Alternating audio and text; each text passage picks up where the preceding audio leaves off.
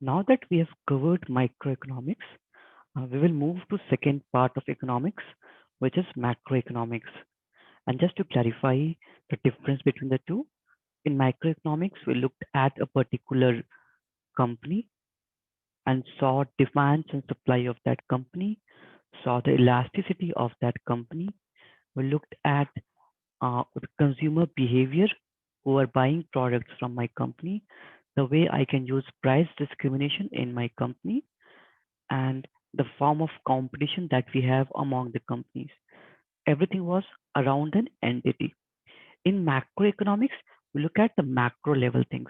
So everything that has to do with the entire country. So, for example, things like a GDP of the country, things like inflation rate of the country, things like population, things like interest rates, right? Things like literacy rate, unemployment rate. These are macroeconomic terms where we're talking about things at a national level. So in macroeconomics, the first thing that we're going to discuss is gross domestic product, GDP in short. So what is GDP? To explain it in the most layman term, let's assume a very simple economy.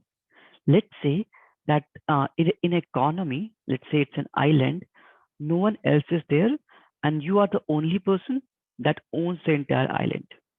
That's the entire world, or that's the entire country, let's say. Now, to survive in this island, what you will need is you'll need food and shelter, right? Here we do not see any food, and here we do not see any shelter. So you need to create them. The way people create these foods and shelters is you can use the raw materials that are there around you, or build an industry, right? And in the industry, you manufacture food and then you manufacture shelter. So you build an industry out of it. The way we describe these two things is we say that this person is actually a household, right? And this is actually an industry, right? And if you want to start a business, what happens is a household will provide a factor of production to the industry. And these factors of production will be capital. For example, you will have to buy a lot of things for the industry. You have to provide your land. You'll work in the industry, so you will provide labor, and you need to use your brain. You need to create ideas. You also bring your entrepreneurship. In return, what you get is you get few income.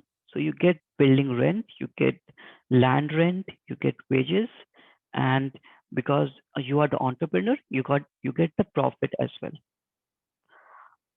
Also, if you look at it from the industry perspective, the industry is giving you food and shelter. That's what you need to survive. And in return, you're giving them a money to buy food and a money to buy shelter, right? This is what we call economic activity that is happening in this small island. And this is how we will measure the GDP of this island. Let's measure the GDP of this island. If we talk about this industry, uh, how much revenue this firm is making, right? In this case, the food is 23,000, the shelter is 12,000. So the total revenue that the company generates or the firm generates is 35,000.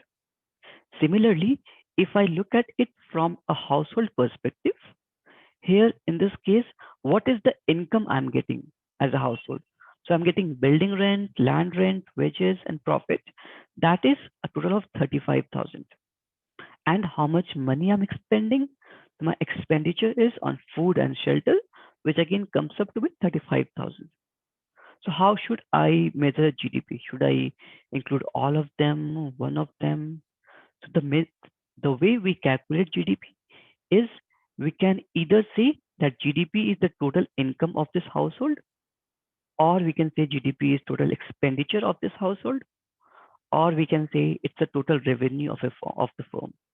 Either way, the GDP of this island will be 35,000. right? That is how we measure GDP. Again, this was a very simple example where there was one household and one firm. In the real world, if we talk about a country like India, there will be millions of billions of households, and then there will be lakhs of industries or lakhs of firms. But the idea remains the same. The household will provide the factor of production, the industry will pay them income, the household will spend money, and in return, they will get food and shelter or other products and services. So, the way we define GDP, it's the market value of all final goods and services produced within a country, in this case, an island, in a given period. So let's go on and demystify this complex definition. So we said that GDP is a market value. So GDP is something that is that will only include those things which have a market value. For example, let's say there's a helper that comes to your house to clean your dishes, and you pay her 3,000 per month. Now that 3,000 per month will be counted in the GDP. But let's say you yourself are washing that dishes, even though you're putting the same time and effort, you're not paying anything. So there's no market value of what you're doing. In that case, that will not be counted as a GDP of the country. So it has to be the market value, something that can be measured, and there's a market value for that. Okay. Moving on, of all final goods and services. So all includes every products and services that are in a country, and this will definitely exclude illegal things like drugs or like any other illegal activities that is happening, illegal services that are happening. So excluding those illegal things, everything else will be included in the GDP. Final goods and services means we are only going to calculate the value of final goods. So if I'm buying a t-shirt for thousand bucks, those $1,000 will be counted in GDP. But uh, if the shopkeeper buys a t-shirt from someone who uses cotton and who uses silk, who uses woolen things, those raw materials will not be counted in GDP, because if we include those things as well, it will lead to double counting, because the cost of raw material is already included in the finished good. So we are only looking at final goods and services. Okay, produced within a country, that means that particular product must be created within the boundaries of the country. For example, if Apple comes to India and starts their uh, business in India, which is manufacturing iPhone, since iPhones are manufactured within the country, it will be included in Indian GDP. But let's say um, tomorrow Oyo goes out to US and starts giving hotel service to people there, because the service is produced outside the country of India, that won't be counted in the GDP of India. And in a given period, that means you can calculate GDP within a specified time. So you can calculate a GDP in a year, or GDP in a quarter, GDP in a month. So market value of all final goods and services produced within a country in a given period is called GDP. Now we can measure GDP in a lot of ways. Like we saw in the case of Ireland, we can either calculate it using the expenditure model, or the income model, or the revenue model. So if I talk about expenditure model, it says that how much expenditure is made by the firms. Firms are buying machines and all. How much money are they spending on that? Plus, how much expenditure is done by households. Households are buying breads and butters. How much they are spending? Plus, how much government is spending, right? Government is buying something. How much are they spending? Plus exports. So if let's say we create iPhone and then we sell it outside India, even so, even though we are selling it outside India, because it was created within the boundary of India, we need to add those as well. But let's say if I buy iPhone from outside, which is manufactured from outside, and I imported iPhone, that should not be calculated in Indian GDP. So that expenditure that I did while importing something, we need to subtract that as well. So firms plus households plus governments plus net exports. Everything that a firms buy, we normally call those as investments. So GDP, which is represented by the symbol capital Y, is investment plus consumption. So everything that household consume plus government spending plus net export. Similarly, in terms of income, the way you can calculate Y is the amount of wages you're earning plus amount of interest you're getting on your capital plus the amount of rent you are getting from your land plus the amount of profit that you are making out of your entrepreneurial talent. If you add these four, this will again give you an GDP, and these two numbers will be equal as we saw in the case of the island. Okay, why do we measure GDP? The reason we are measuring GDP is because we want to see how good a country is doing. And the way we do it is country who is doing good will have a lot of economic activity going on. A lot of people are buying stuff, right? But we are also concerned with things like well-being. How good is the standard of living, right? Quality of life, or things like income disparity in a country. These things should actually be measured. But GDP doesn't measure these things. They just look at how much is people are spending, right?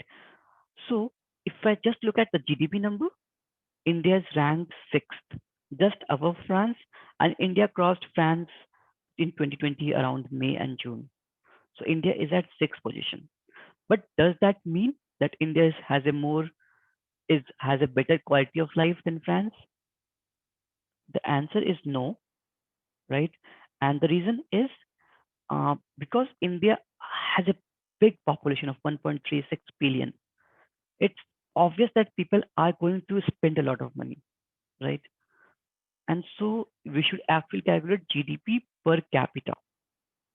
And if we calculate GDP per capita, the rank of India drastically goes down from 6 to 142.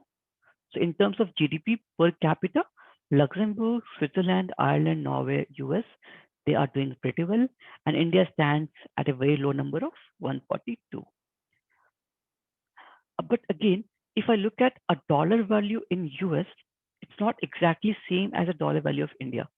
For example, if you buy a burger in US, that will cost you somewhere like $8, $8. If you buy the same burger in India, it will cost you $3, $3, right? So a dollar that you can spend in US is not exactly equal to dollar that a household spends in India. And that's why looking at GDP from a dollar number point is not a good criteria to do.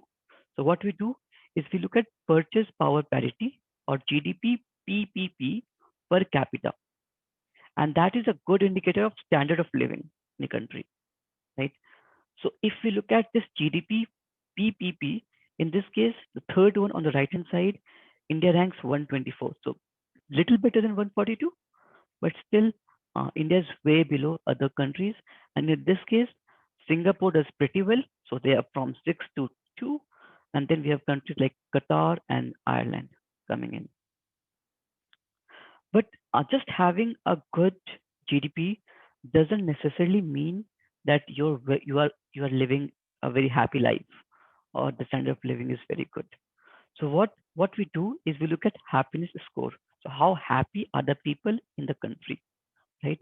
And this is a function of GDP per capita, and also things like social support, your health, life expectancy in a country, your freedom to make life choices, how generous are the people in your country, and how much is the company corrupted. And the thing is, if you have more GDP per capita, more social support, more life expectancy, more freedom to make choices, more generosity, and less corruption, you will have a higher happiness score. India ranks at a low of 144. Out of 153 countries, India ranks way below in terms of happiness score. So that is what we talk about GDP.